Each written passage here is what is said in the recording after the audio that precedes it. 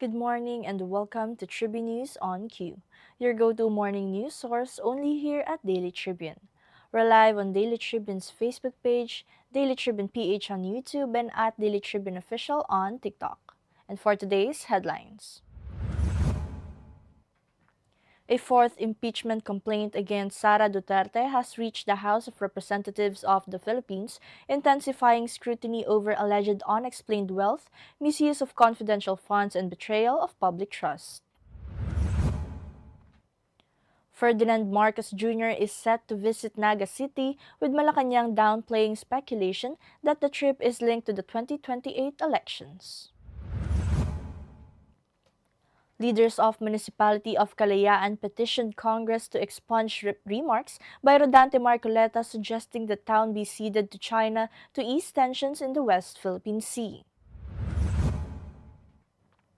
A moderate explosion at Mount Canlaon in Canlaon, Negros Oriental was recorded by the Philippine Institute of Volcanology and Seismology on Thursday afternoon. Malacanang on Thursday named lawyer Melvin Alvarez Matibag as the new director of the National Bureau of Investigation, the country's premier investigative agency. The local bourse edged up as the Philippine Stock Exchange Index rose 0.19% to 6,407.15 with investors cautious ahead of the Bangko Sentral ng Pilipinas policy decision. Jopay Paguia reunited with the sex bomb girl, saying her comeback was guided by faith rather than rehearsals or contracts. Zamboanga Valientes stunned San Beda University in the 4th Governor Ann K. Hofer Open Invitational Basketball Tournament at the Ipil Cultural and Sports Center.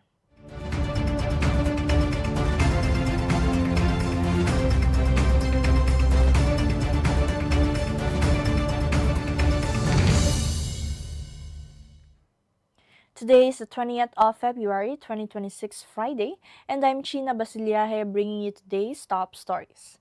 Let's kick things off with today's weather.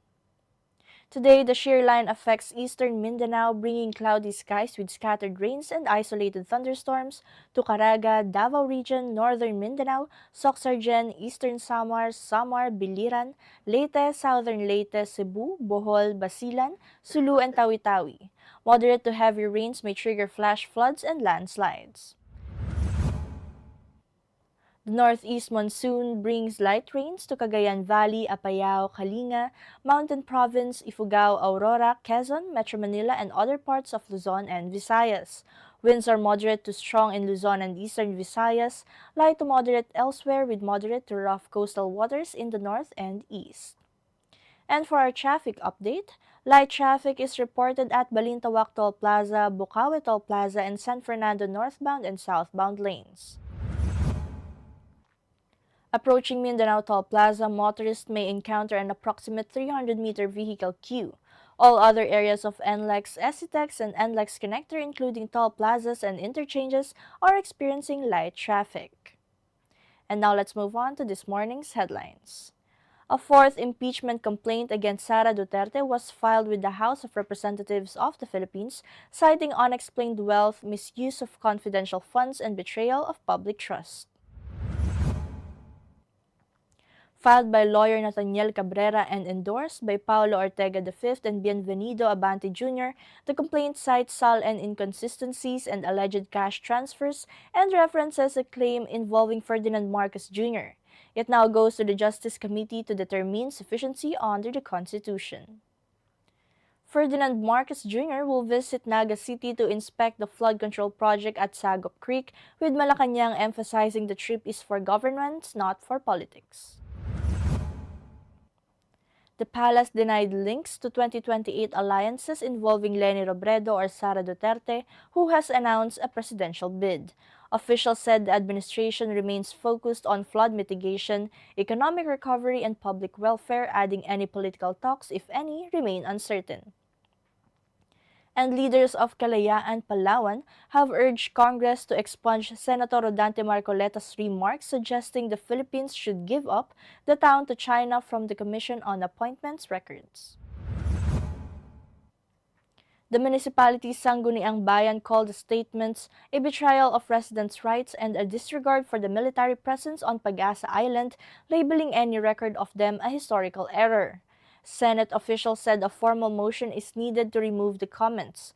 Lawmakers warned that keeping the remarks in records could weaken the country's position in the West Philippine Sea amid ongoing territorial disputes with China. And Mount Canlaon erupted moderately Thursday afternoon, sending a dark gray plume about 2 kilometers high and a pyroclastic density current 1 kilometer southwest, the Philippine Institute of Volcanology and Seismology reported. This is Canlaon's sixth moderate eruption in 2 years, with the volcano remaining at alert level 2.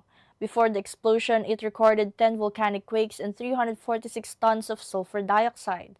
Authorities in La Carlota City distributed masks, urged precautionary evacuations, and set up temporary shelters while monitoring and emergency measures continue. Malacanang has appointed lawyer Melvin Alvarez Matibag as the new director of the National Bureau of Investigation, and Presidential Communications Office Undersecretary Claire Castro said the move reflects President Marcos' trust in Matibag's capability to lead. Matibag, a former cabinet secretary under the Duterte administration, has held senior roles in government corporations and taught law at multiple schools, including as founding dean of Lyceum of Alabang's College of Law. A graduate of University of Santo Tomas and Ateneo Law, he also earned an LLM in corporate and finance law from Wayne State University. He is married to Representative Maria Rene Ann Lourdes Garcia Matibag. And for our business news, the Philippine Stock Exchange Index rose 0.19% to 6,407.15 on Thursday as investors remained cautious ahead of the Bangko Sentral ng Pilipinas monetary policy announcement, which cut the key policy rate by 25 basis points to boost liquidity and consumption. Trading stayed subdued with net value turnover at 4.94 billion pesos and foreign net outflows of 96.93 million pesos. Sectoral performance was mixed, led by mining and oil gains, while property lagged. The peso closed slightly weaker at 57.99 pesos per dollar amid a firmer US dollar and profit-taking. And for entertainment news, Jopay Pagia has reunited with the Sex Bomb Girls after a faith-driven decision. She sought guidance from her pastor and prayerfully reflected on returning to the spotlight. Pagia said the experience reframed performing, turning it from fame into a way to use her God-given talents purposefully. Her comeback highlights her discovering passion and purpose, transforming the stage into a space where talent and conviction meet, reaffirming her identity as both an artist and a believer. And for our sports news, the Zamboanga Valientes stunned San Beda University with 83-76 in the 4th Governor Ann K. Hofer Open Invitational Basketball Tournament in Ipil, Zamboanga. Veterans Vic Manuel and Aline Bulanadi led the charge with 18 and 15 points, while local stars Mike Tolomia and Denver Cadiz added 12 and 8 markers. Former UAAP MVP Malik Duff contributed 12 points as the Valientes built and maintained a double-digit lead despite a late Red Lions rally. Next, Zamboanga faces the UAAP champion De La Salle Green Archers after representing the Philippines at the Dubai International Invitational. And now, a quick look at today's horoscope. Today calls for courage and adaptability, Pisces. You may face tasks that push you beyond your comfort zone and challenge your usual skills. Embrace the opportunity to learn and grow, acting thoughtfully and strategically. Tackling these challenges with focus and smart decisions will help you expand your capabilities and navigate the day successfully. And did you know that on February 20, 1862, Francisco Baltazar, hailed as the Prince of Tagalog Poets, passed away at age of 73 in Ujong, Bataan? Better known by his pen name Francisco Balagtas, he wrote Florante at Laura, one of the masterpieces of Philippine literature. Mentored by the famed poet Jose de la Cruz, Balagtas left an enduring legacy that inspired generations of Filipino writers. So influential was he that the Filipino art of debating in extemporaneous verse called Balagtasan was named in his honor.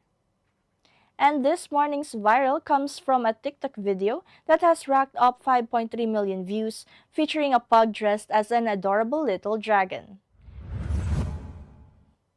In the clip, the pug is decked out in a colorful dragon costume just like the ones you'd see during Chinese New Year celebrations. Netizens can't get enough of the cuteness, flooding the comments with heart emojis and playful reactions, with many saying the pup is too cute to handle. And that's all for now mga katribu. Join us again at 1 p.m. for more updates.